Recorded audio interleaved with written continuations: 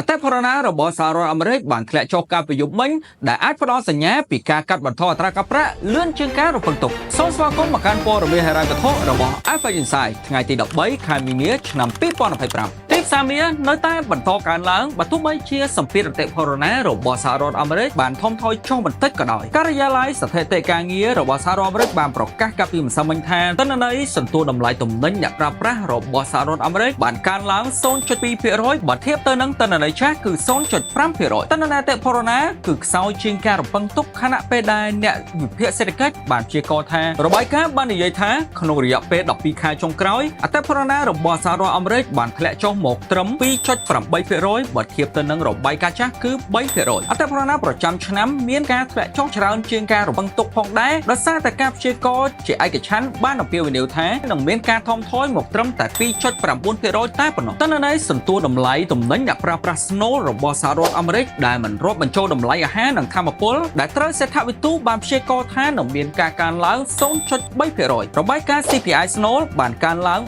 3.1% ក្នុងរយៈពេល12ខែចុងក្រោយនេះដែលតម្លៃមាសបានកើនឡើងតិចតួចនៅក្នុងប្រតិកម្មដំបូងរបស់ខ្លួនចំពោះទិន្នន័យអតិផរណាដែលកាលពីយប់មិញតម្លៃហាងឆេមាសបានកើនឡើងលើសពីកម្រិតតម្លៃ $3,544 ក្នុងមួយតម្លឹងប៉ុន្តែសន្ទុះនៃការកើនឡើងហាក់ដូចជាពុំមានភាពខ្លាំងនោះទេបើទោះបីជាមាសត្រូវបានគេមើលឃើញថាមានប្រតិកម្មចំពោះទិន្នន័យអតិផរណាក៏ដោយក៏អ្នកវិភាគមួយចំនួនបាននិយាយថាតម្លៃមាសនៅតែអាចមានការកើនឡើងខ្ពស់ជាងនេះបើទោះបីជាអតិផរណារបស់សហរដ្ឋអាមេរិកមានការថមថយបន្តិចក៏ដោយការថមថយនៃតម្លៃអ្នកប្រើប្រាស់អាចនឹងធ្វើឲ្យធនធានគីកណ្ដាលសហរដ្ឋអាមេរិកសម្រេចចិត្តនៅក្នុងការកាត់បន្ថយអត្រាការប្រាក់លឿនជាងការរំពឹងទុកtrongពេលដែលទីផ្សារកំពុងតែមានភាពភ័យខ្លាចចំពោះវិបត្តិសេដ្ឋកិច្ចដែលកំពុងតែបន្តកើតមានឡើងដែលធនធានគីកណ្ដាលសហរដ្ឋអាមេរិកបាននិយាយជាច្រើនដងថាពួកគេមិនប្រញាប់ប្រញាល់នៅក្នុងការកាត់បន្ថយអត្រាការប្រាក់នោះទេដោយសារតែទីផ្សារការងាររបស់សហរដ្ឋអាមេរិកនៅតែមានភាពល្អប្រសើរហើយអតិផរណាក៏នៅតែមានការបន្តកើនឡើងផងដែរខណៈពេលបច្ចុប្បន្ននេះអតិផរណាសហរដ្ឋអាមេរិកមានការធ្លាក់ចុះទាបជាងការរំពឹងទុកដែលអ្នកវិភាគទីផ្សារមួយចំនួនបានកត់សម្គាល់ថាការកើនឡើងនៃតម្លៃអ្នកប្រើប្រាស់ជាហានិភ័យដ៏សំខាន់សម្រាប់សេដ្ឋកិច្ចដែលរបាយការណ៍បានកត់សម្គាល់ផងដែរថាតម្លៃថាមពល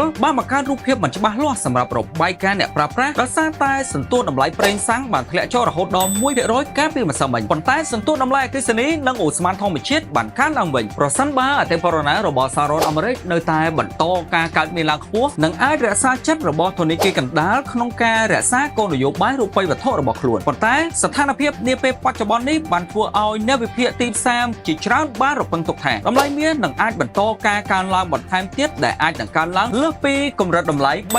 $3,600 នាពេលខាងមុខនេះសូមអរគុណចំពោះការតាមដានព័ត៌មានហិរញ្ញវត្ថុរបស់ Alpha Insight